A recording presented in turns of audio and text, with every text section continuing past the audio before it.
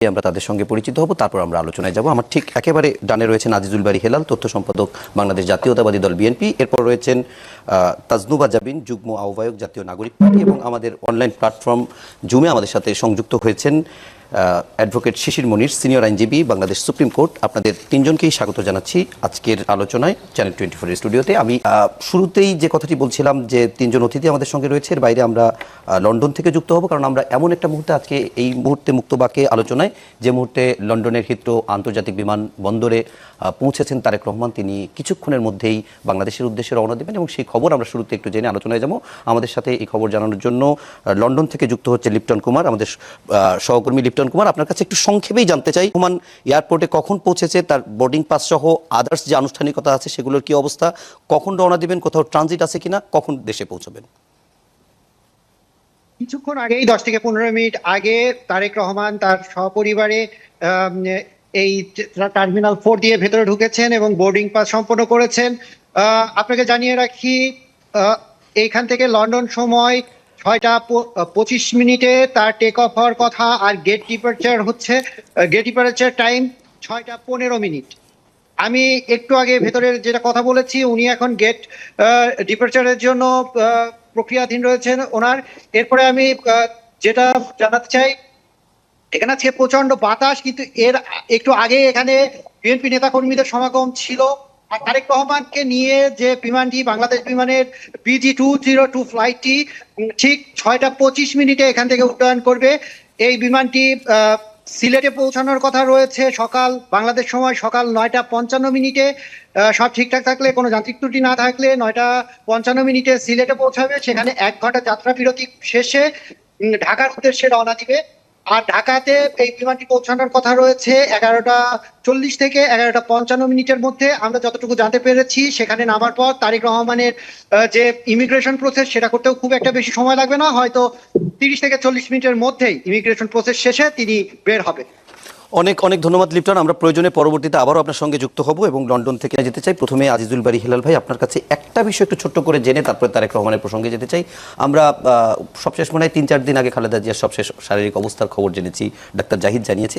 একটু কি সংক্ষেপে বলবেন খালেদা জিয়ার এখন শরীরের কি অবস্থা, চিকিৎসার কি আপডেট? আমরা পত্রিকা এবং দলের মুখপাত্রের কাছ থেকে আমরা যেটা জেনেছি যে ওষুধ তার শরীরে এখন কাজ করছে এবং তিনি রেসপন্স করছেন এই চিকিৎসার ফলে। অর্থাৎ আগের যে অবস্থা ছিল সেই স্থিতি ছিল, তা এখন আছে, ডিটোরিয়েট করেনি। এটা হলো সর্বশেষ নিউজ। ওকে, আমরা একটু এবার তারেক রহমানের দেশে ফেরা প্রসঙ্গে যাই। 1.5 যুগ পর প্রায় দেশে ফিরছেন তারেক রহমান। মাঝখানে 5 আগস্টের পর থেকে আমরা দীর্ঘ সময় যে বিষয়টি নিয়ে আলোচনা করছিলাম, কবে ফিরবেন তারেক রহমান, এবং সবশেষ খালেদা জিয়ার অসুস্থতার পরে তিনি জানালেন যে বিষয়টি তার একক নিয়ন্ত্রণাধীন নয় এবং স্পর্শকাতর বিষয় হওয়া সেটি সবার সঙ্গে শেয়ার করা। তারপরে আবার অবশেষে তিনি দেশে আসছেন। তো আসলে সংকট ছিল, যে সমস্যা ছিল, সেটিকে অনেকটাই কেটে গেছে আমরা ধরে নেব। দেখেন, আমি প্রথমে আমাদের নেতা, আমি মনে করি বাংলাদেশের সমগ্র জনগণের নেতা হিসাবে যিনি ইতিমধ্যে পরিচিতি লাভ করেছেন, তার এই আগমন দেশে, বিশেষ করে 24-এর গণ অভ্যুত্থানের যে মানে অন্যতম একজন নায়ক বিজয়ের বেশে আপনার দেশে ফিরছেন এবং এই ঐতিহাসিক প্রত্যাবর্তন, বাংলাদেশের সমগ্র জনতা তাকে সম্ভাষণ জানানোর জন্য প্রস্তুত হয়ে আছেন। আমাদের এই প্রিয় নেতাকে আপনি দেখবেন যে তিনি বিমানবন্দরে পৌঁছানোর পরে সেখান থেকে তার মায়ের সাথে দেখা করতে যাবেন। পথে সংক্ষিপ্ত বিরতির আমাদের বসুন্ধরা 300 ফিটে তিনি একটা সংক্ষিপ্ত ভাষণ এবং দোয়া মাহফিলে অংশগ্রহণ করবেন। খুবই সংক্ষিপ্ত একটা সভা। জনদুর্ভোগের কথা চিন্তা করে তিনি এই কাজটি করেছেন এবং লন্ডন বিমানবন্দরও দেখেছেন যে নেতাকর্মীদের আসতে নিষেধ করেছেন। এবং তিনি যে দিনটি, এটা একটা ইম্পর্টেন্ট, যে ছুটির দিন, বড়দিন, কিন্তু ছুটির দিন, ছুটির দিন, সেজন্যই জনদুর্ভোগটা এড়াবে। 25শে ডিসেম্বর, 26 তারিখ শুক্রবার, 27 তারিখ বন্ধের দিন। এই যে বন্ধের দিনগুলোকে বেছে নেওয়ার ফলে জনদুর্ভোগ কমবে এবং তার এই প্রত্যাবর্তনের মানুষ বিপুল উচ্চাসা নিয়ে আমরা সবাই বসে আছি। যে কারণ আমরা একটা নতুন বাংলাদেশের স্বপ্ন দেখছি। উনি দেশে ফিরলে কি সেই নতুন ক্ষেত্রে কিংবা বিএনপির ক্ষেত্রে অনেক ক্ষেত্রে বলা হচ্ছিল যে দেশের বাইরে থেকে নেতৃত্ব দেওয়া, দেশের ভেতরে এসে দেখেন, এইটা একটা বক্তব্য। উনি গত 17 বছর ভার্চুয়াল জগৎ নেতৃত্ব দিয়ে শুধু বিএনপিকে ঐক্যবদ্ধ করেনি, জাতিকেও কিন্তু ফ্যাসিবাদ বিরোধী লড়াই ঐক্যবদ্ধ করেছেন। সেই কোয়ালিটি তিনি দেখিয়েছেন। এখন অ্যাকচুয়াল জগতে এসে নিশ্চয়ই সেই আমাদের নেতৃত্ব আরও সুপ্রতিষ্ঠিত হবে। আমি গত সকালেও একবার বলেছি, আমার সাথে তাস্তুবাও ছিল, যে এই পর্যন্ত ঐতিহাসিক যে সমস্ত ব্যক্তিত্ব ফিরে আসছেন মানে বিপ্লবের পরে বা অভ্যুত্থানের পরে, তার মধ্যে অন্যতম হল ভ্লাদিমির ইলভিচ লেনিন। তিনি আপনার পিটার্সবার্গে আসার পরে যে মানুষের কাছে যে তিনি কথা বলেছিলেন, যে রাশিয়ার বিপ্লবের ফলে রাশিয়াকে কিন্তু ছিল উন্নত বিশ্বে পরিণত করেছিলেন, পরাশক্তি সমান করেছিলেন।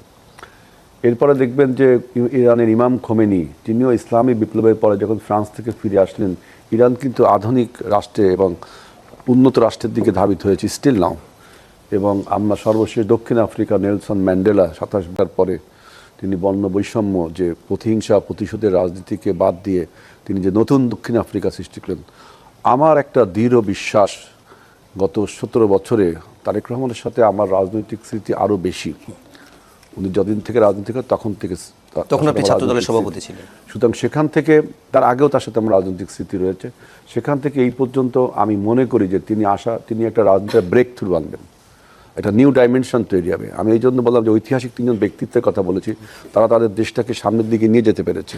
আমার বিশ্বাস তারেক রহমান এই জনগণের এই বিপুল প্রত্যাশা, এটা তিনি পুরাতে সক্ষম হবে। কারণ তিনি ইতিমধ্যে যে সমস্ত পদক্ষেপ নিয়েছেন, আপনি দেখেছেন যে আমাদের এই নির্বাচনটা কত একটা গ্লুমি। এই নির্বাচনে উনি তারেক রহমান ফিরলে আসলে কি ইম্প্যাক্ট পড়বে সেটা আমরা আলোচনা করব। একটু আমরা আমাদের অন্য দুজন অতিথির কাছেও তারেক রহমানের ফেরা নিয়ে একটু জেনে আসি, তারপরে আমরা একটু অন্য রাজনীতি নিয়ে আলোচনা করব। তাজনুবা জাবিন, আপনি একটু সংক্ষেপে আপনার কাছে জানতে চাই যে তারেক রহমান দীর্ঘদিন ধরে বাংলাদেশের বড় রাজনৈতিক দলের নেতৃত্ব দিচ্ছিলেন, অনলাইন ছাড়া ফোন আলাপ বিভিন্নভাবে, কিন্তু সশরীরে তিনি এখন বাংলাদেশে আসছেন, যেটিও কিন্তু আসছেন শেষ পর্যন্ত। এটিতে রাজনীতির কতটুকু পরিবর্তন হবে বলে আপনার কাছে মনে হয়? ধন্যবাদ আপনাকে, আমার সাথে যারা আছেন এবং দর্শকদেরকে শুভেচ্ছা। উনি যখন আসলে দেশ ছাড়েন এবং আবার যখন আগামীকাল যখন উনি ফিরবেন, এর মাঝে কিন্তু বাংলাদেশে অনেক বড় একটা পরিবর্তন হয়েছে এবং এটা উনি নিজেও জানেন। রাজনৈতিক পরিবর্তন হয়েছে, একটা জেনারেশনাল চেঞ্জ হয়েছে পলিটিক্সে বাংলাদেশে। সো উনি এসে আমার কাছে মনে হয়, হ্যাঁ, ওনার একটা পারিবারিক লিগেসি আছে রাজনীতিতে। উনি একটা বড় রাজনৈতিক দলের নেতা, কিন্তু এর পাশাপাশিও এই 1.5 যুগ পরে এবং একটা ঐতিহাসিক গণ অভ্যুত্থানের পরে বাংলাদেশে এসে রাজনীতিতে ওনাকে কিন্তু নিজেকে প্রমাণ করতে হবে। এই অর্থে প্রমাণ করতে হবে কারণ ওনাকে আমরা কখনোই রাষ্ট্র পরিচালনার দায়িত্বে বা নেতৃত্বের দায়িত্বে একদম স্বয়ংক্রিয়ভাবে আমরা মাঠে রাজপথে আমরা পাইনি।